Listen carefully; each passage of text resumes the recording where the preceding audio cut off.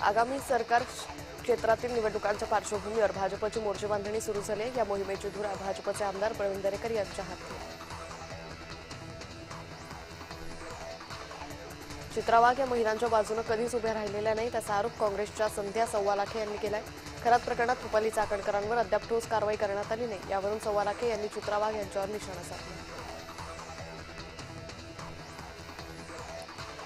मुख्यमंत्री देवेंद्र फडणवीस मंगळवारी सोलापूर दौऱ्यावर जाणार आहेत। मुख्यमंत्र्यांच्या हस्ते बार्शीच्या ग्रामदैवताची पूजा होईल तर दुपारनंतर जाहीर सभेचं आयोजन करण्यात आले।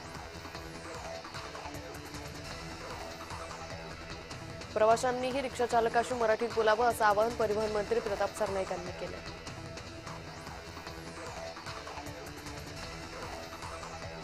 सुप्रिया सुळे आणि प्रणिती शिंदेंचा घराणेशाही टिकवण्यासाठी नारी शक्ती विधेयकाला विरोध आहे असा भाजपनं आरोप सुप्रिया सुळे आणि शिंदे यांच्यावर केला।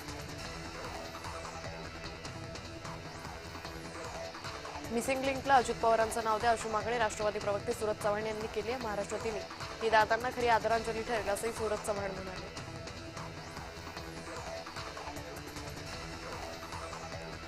छत्रपती संभाजीनगर मनपा सभेची गदारोळाने सुरुवात झाली। भर सभेत वंचित आणि एमआयएमचे नेते आमने सामने आले।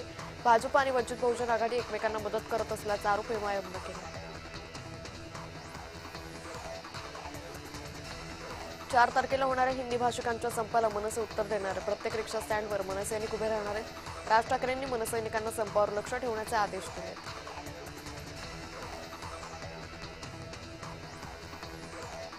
ज्यांना मराठी येत नाही त्यांना आपण शिकवू त्यामुळे हा प्रश्न राहणार नाही असं मुख्यमंत्र्यांनीही सांगितलंय असं वक्तव्य छगन भुजबळ यांनी केलं। महाराष्ट्रात व्यवसाय करायचा असेल तर मराठी यावीच लागेल असं वक्तव्य परिवहन मंत्री प्रताप सरनाईक यांनी केलं। आमदार रवी राणांनी वडेट्टीवारांना सुनावलंय। वडेट्टीवार पगारापेक्षा जास्त बोलतात। महिलांना असं बोलणं ही राज्याची संस्कृती नाही असं वक्तव्य आमदार रवी राणांनी केलं।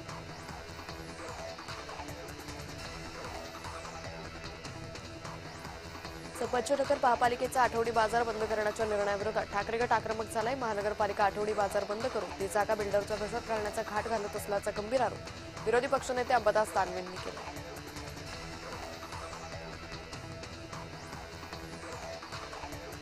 नितेश राणेंच्या रिक्षेला न्यायालयाची स्थगिती देण्यात आली। शांतताभंग केल्याप्रकरणी राणेंना कारावास आणि दंडाची शिक्षा सुनावली होती।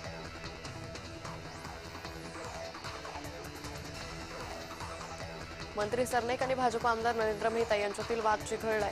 सरनाईकांच्या भूमिपुत्रांच्या जमीन हडप करत असल्याचा मेहता यांनी गंभीर आरोप केला। नरेंद्र मेहता यांनी सरनाईक यांच्या विरोधात पोलीस ठाण्यात तक्रार दाखल केली। विधान परिषद निवडणुकीच्या अनुषंगाने लवकरच बैठक होईल। जागा 1 आणि इच्छुक 70 ते 75 आहेत। अद्याप कोणाला उमेदवारी द्यायची याबाबत निर्णय झालेला नाही असं वक्तव्य सुनील तटकरे यांनी केलं।